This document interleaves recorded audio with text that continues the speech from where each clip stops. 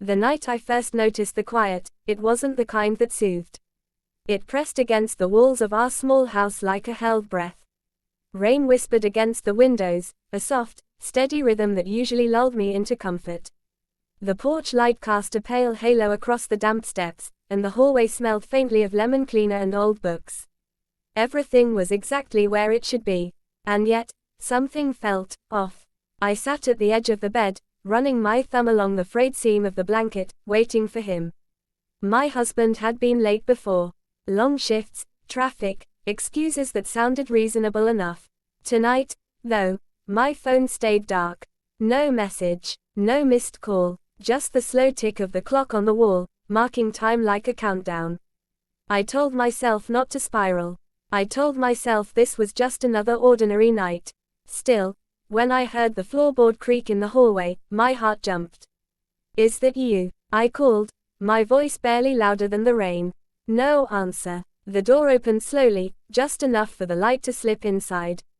A figure stood there, backlit and quiet, their face hidden in shadow.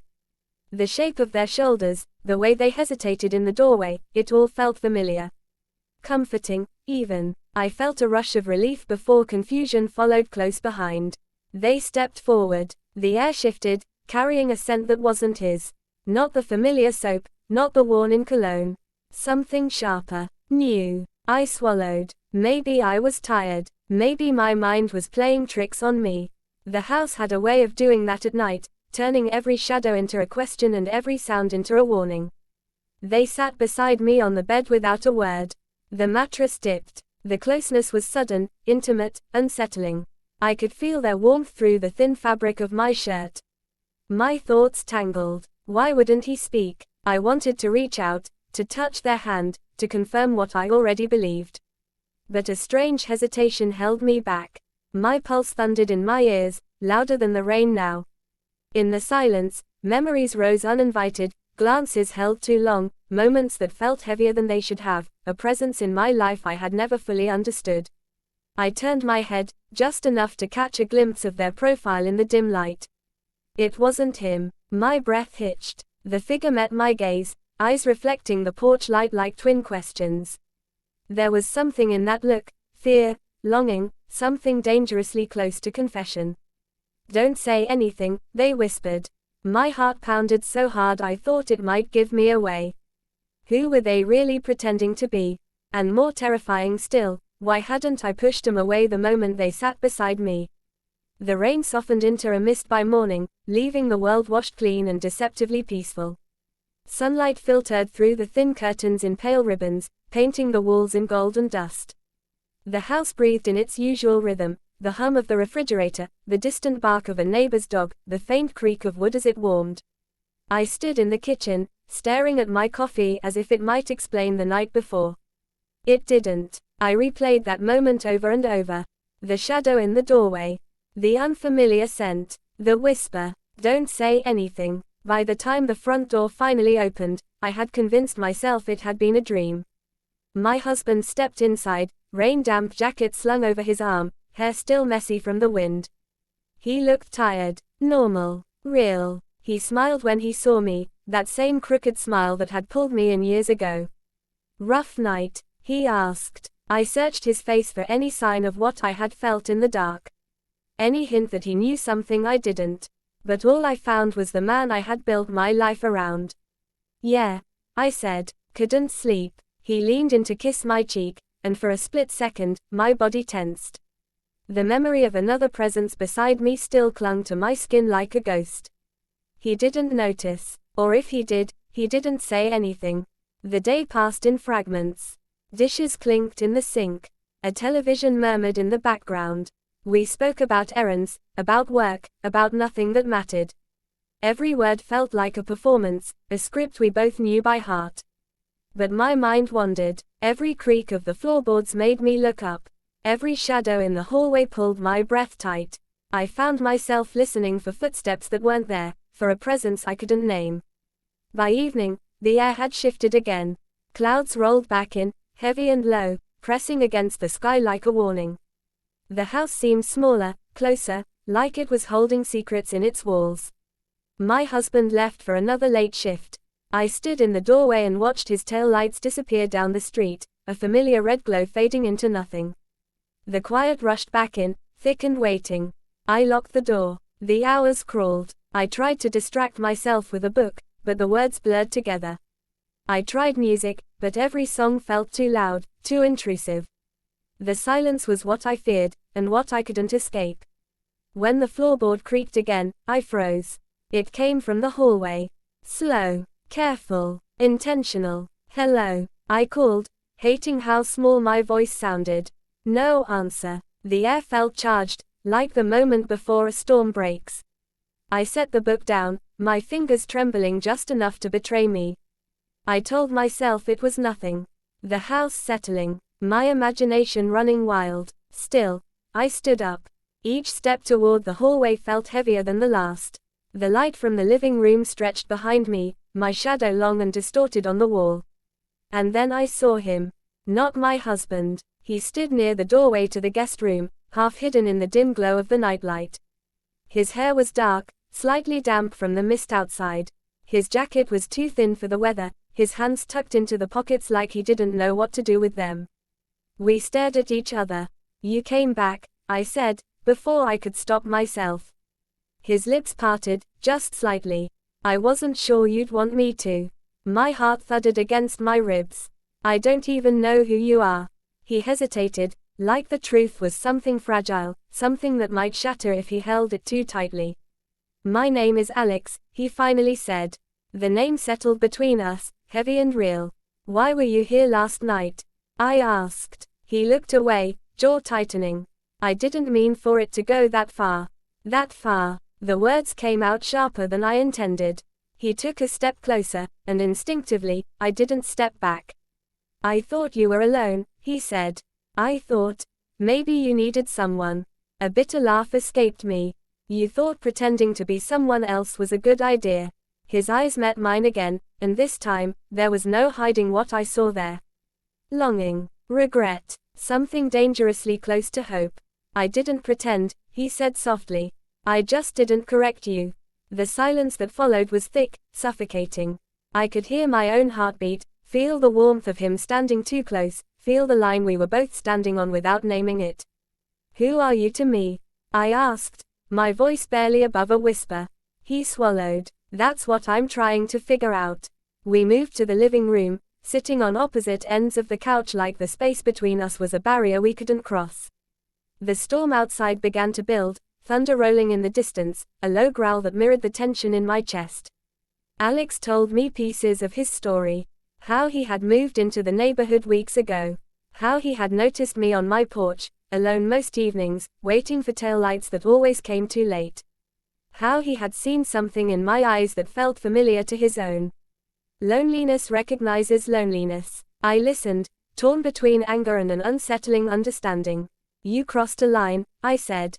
"I know," he replied. "And I'm sorry, but I can't pretend I didn't feel something." Neither could I. That was the most terrifying part. The storm finally broke, rain slamming against the windows like 1,000 restless fingers. The lights flickered once, twice, then steadied. We sat there in the half-dark, two people bound by a moment that shouldn't have happened and couldn't be undone. "Your husband," Alex said carefully. "Does he know you're this, alone?" The question hit harder than I expected. "I don't know," I admitted. The truth settled in my chest like a weight. Maybe that was why the night before had felt so charged. Why I hadn't pushed him away. Why part of me had wanted to believe, just for a moment, that someone else had chosen me in the dark. Alex stood, pacing the length of the room. "I should go." I nodded, even though something in me twisted at the thought. At the door, he hesitated, hand resting on the knob. He looked back at me, eyes searching my face for something I couldn't name. "Last night changed things," he said. "Yes," I replied. "It did." The door opened, letting in a rush of cold air and rain. He stepped out into the storm, then paused. "Do you want it to mean something?" he asked. The question hung in the air long after he disappeared into the night. I stood there alone, the echo of his words filling the space where certainty used to live. And as I locked the door behind him, I couldn't help but wonder, was the real danger the stranger who had walked into my house? Or the part of me that wished he would come back? The knock came just after midnight. Not loud, not urgent. 3 soft taps, like someone testing the surface of a secret. I froze in the middle of the hallway, the glow from the kitchen light stretching behind me like a thin lifeline. My husband's jacket still hung by the door, empty and unmoving, a reminder of his absence that felt heavier than it should have. I didn't want to open it. And yet, my hand moved anyway. Alex stood on the porch, rain-slicked hair clinging to his forehead, breath coming out in faint white clouds. The streetlight behind him cast his face in half-shadow, turning his expression into something uncertain and almost fragile. "I'm sorry," he said, before I could speak. I tried to stay away. I stepped aside without answering. The door closed behind him with a quiet click that felt far too final. The house seemed to lean in, listening. We stood there, just a few feet apart, the space between us thick with everything we hadn't said. Water dripped from the hem of his jacket onto the mat, a steady, nervous rhythm. "You shouldn't be here," I finally said. "I know. Then why are you?" He looked at me like the answer was written somewhere on my face. "Because every time I close my eyes, I see you standing in that doorway. Because I keep wondering if I crossed a line that you were already standing on."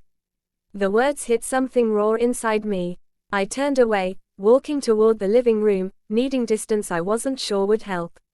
He followed, footsteps careful, like he was afraid of breaking something invisible. We sat. Not close. Not far enough. The clock on the wall ticked louder than it ever had before. "I feel like I'm doing something wrong just by talking to you," I admitted. The confession slipped out before I could stop it. "Like every word is a betrayal."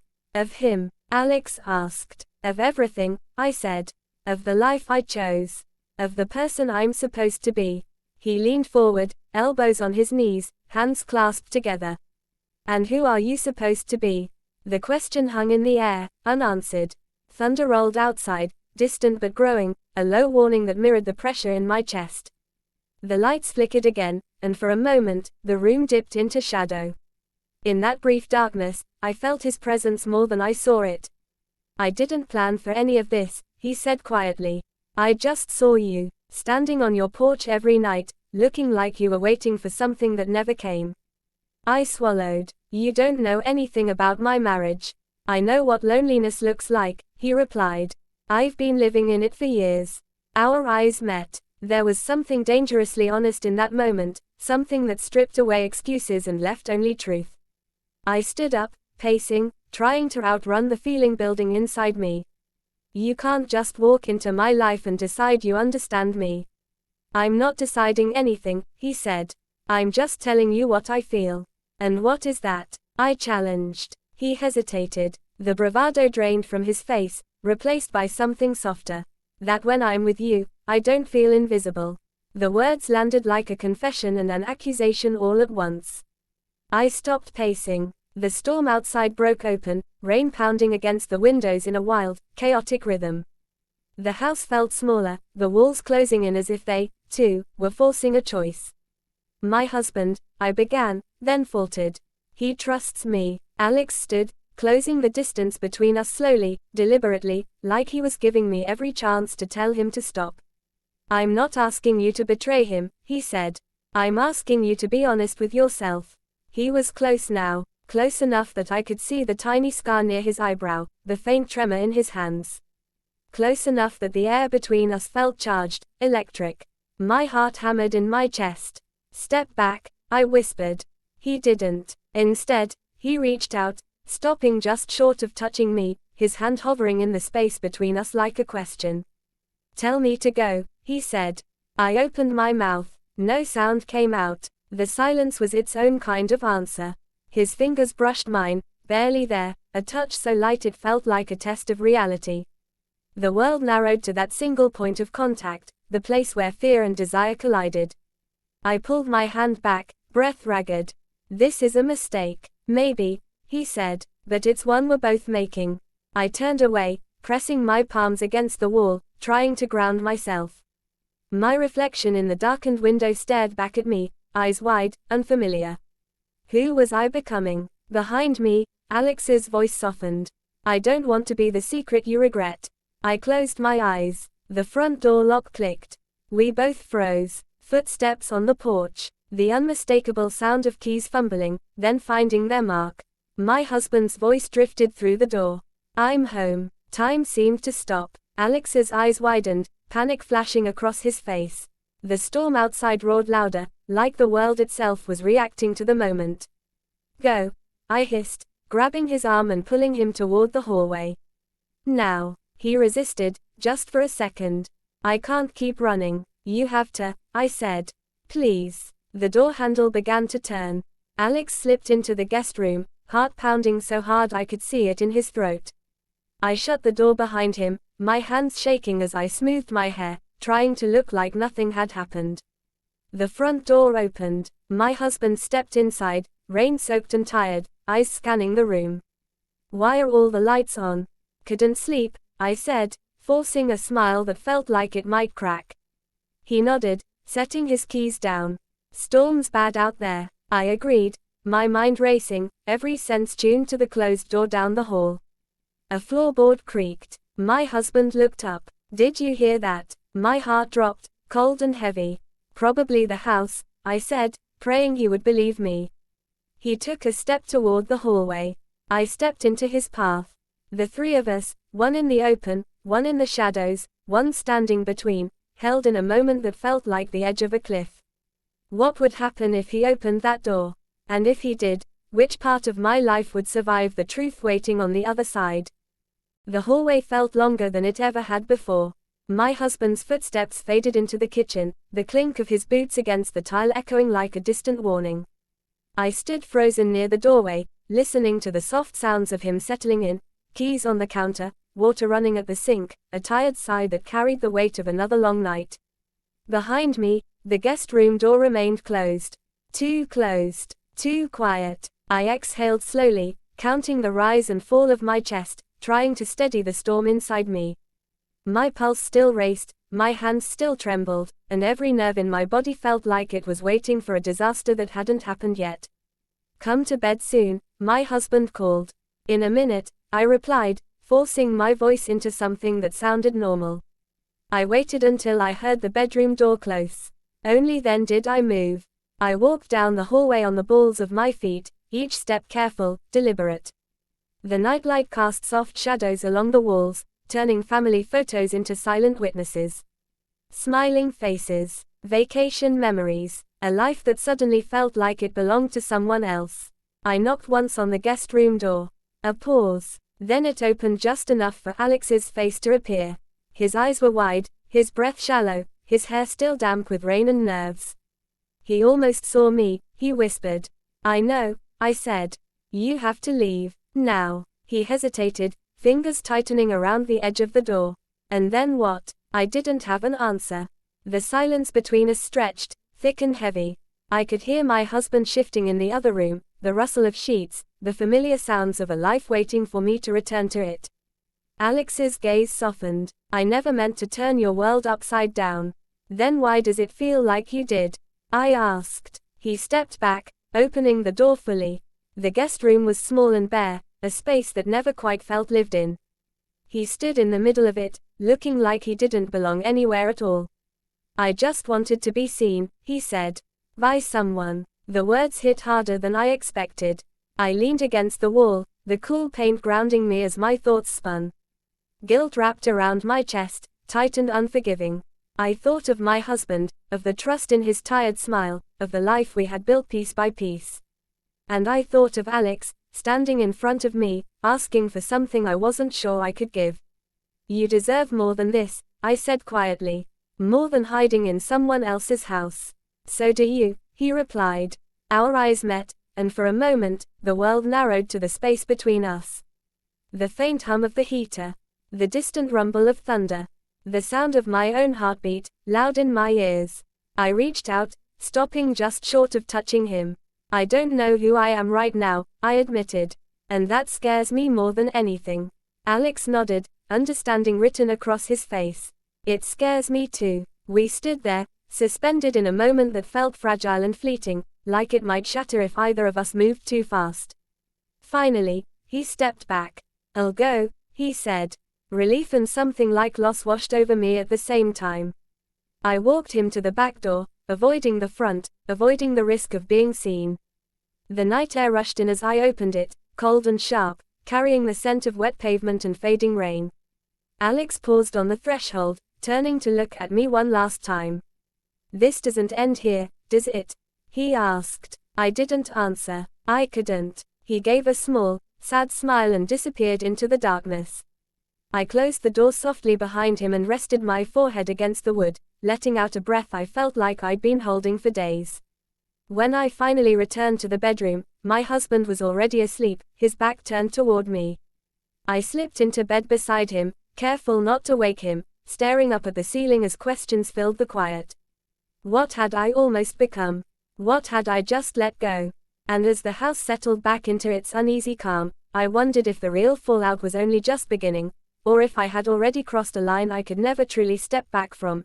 Morning came quietly, like it didn't want to be blamed for what the night had done. Sunlight slipped through the blinds in thin, hesitant lines, tracing patterns across the ceiling. I lay still, listening to my husband's breathing beside me, slow, steady, unaware. The normalcy of it felt unreal, like a scene I had stepped back into after wandering too far from the script. In the kitchen, coffee steamed in my mug, untouched. The smell should have comforted me. Instead, it reminded me of all the mornings that had come before, all the routines that suddenly felt fragile. My husband moved around the house, humming softly, talking about his day ahead. I answered when I needed to, smiled when it was expected. Every word felt measured, like I was afraid one wrong syllable might reveal everything. But it wasn't just him I was thinking about. Every shadow near the window made my chest tighten. Every sound outside pulled my attention away. I kept wondering if Alex was out there somewhere, walking the same streets, carrying the same questions I couldn't put down. Later that afternoon, I found a note tucked beneath the door. No name, no explanation, just 3 words, written in a hurried hand. "Are you okay?" My fingers trembled as I folded the paper, slipping it into my pocket like it was something dangerous. I didn't know how he had gotten it there. I didn't know if I wanted to answer. That night, my husband noticed. "You've been quiet," he said, studying me across the dinner table. Did I do something? Guilt flared, sharp and immediate. "No," I replied too quickly. "Just tired." He nodded, but his eyes lingered, searching for something I wasn't ready to give. The hours passed slowly. The house settled into its familiar creaks and whispers. When my husband finally went to bed, I stayed behind in the living room, staring at the darkened window. The street light flickered. For a moment, I thought I saw a figure standing across the road, half hidden in the shadows. My heart jumped. I stood, stepping closer to the glass. The shape shifted, then disappeared. Maybe it had never been there at all. Or maybe I just wanted it to be. I pulled the note from my pocket, smoothing the creases with my thumb. The question stared back at me, simple and loaded all at once. "Are you okay?" I wasn't sure how to answer that. I wasn't sure who I would be answering it for. Behind me, the bedroom door opened. My husband stood there, watching me, his expression unreadable in the dim light. "Come to bed," he said softly. I turned, the note hidden in my hand, my thoughts tangled between 2 lives that suddenly felt impossible to separate. As I walked past him, I caught my reflection in the window, someone I barely recognized, standing at the edge of a choice that didn't feel like it had a right answer. Outside, somewhere in the quiet of the street, a presence, or the idea of one, waited. And as I lay in the dark beside the man who trusted me, I couldn't stop wondering which part of my life would break first. The one I had built, or the one I was only just beginning to imagine. The evening arrived the same way it always did, slow, soft, and pretending to be harmless. Golden light spilled through the front windows, catching in the dust that floated lazily in the air. The old clock on the wall ticked in its familiar rhythm, steady and patient, like it believed time would always behave. Outside, the sky deepened from blue to bruised purple, and the first breeze of night whispered through the open curtains. I stood in the kitchen, rinsing a single mug that didn't need to be washed. My husband's jacket still hung by the door, empty, its sleeves swaying slightly whenever the air moved. He was running late again. That had become our quiet routine, me waiting, him arriving after the world had already gone to sleep. I told myself I didn't mind. Still, I found myself checking the clock, then my phone, then the street outside, where headlights passed like brief, borrowed promises. The house felt bigger when he wasn't there. Rooms stretched and echoed, holding on to sounds longer than they should. The floorboards remembered footsteps that weren't coming yet. Even the walls seemed to lean in, listening. I took my mug to the living room and sat on the edge of the couch, the fabric cool beneath my hands. My thoughts wandered in circles, landing on memories I didn't invite, glances held a moment too long at the grocery store, conversations that felt heavier than casual, the strange comfort I found in being seen by someone who wasn't supposed to be looking at me that way. I shook my head, trying to chase it all away. A soft sound drifted from the hallway. Not loud, not sharp, just a whisper of movement, like someone shifting their weight in the dark. My heart skipped. "Hello," I called, my voice barely louder than the hum of the refrigerator. No answer. The silence that followed wasn't empty. It was thick, waiting. I stood, my pulse suddenly loud in my ears, and took a few careful steps toward the hallway. The nightlight cast long shadows along the walls, turning familiar shapes into unfamiliar ones. Family photos blurred into faces I didn't quite recognize in the dim glow. Another sound, closer this time. I stopped. My mind raced through explanations, pipes, the house settling, my imagination getting the better of me. But none of them felt convincing enough to slow the way my chest tightened. "Is someone there?" I asked. The air shifted. A figure appeared at the far end of the hallway, half hidden by shadow, standing still like they weren't sure if they should be seen. My breath caught. For a moment, I almost said my husband's name. Almost. Something about the way this person stood, the hesitation in their posture, the way they leaned back instead of forward, felt wrong in a way I couldn't explain. They took a step closer. The light brushed their face, just enough for me to see their eyes. Not familiar, not a stranger either. My thoughts tangled, fear and curiosity twisting together in my chest. "Who are you?" I whispered. They didn't answer. Instead, they looked at me like they already knew my name. And in that look, I felt the first crack in the life I thought I understood, opening into a question I wasn't sure I was ready to ask. What happens when the person who finds you in the dark isn't the one you've been waiting for?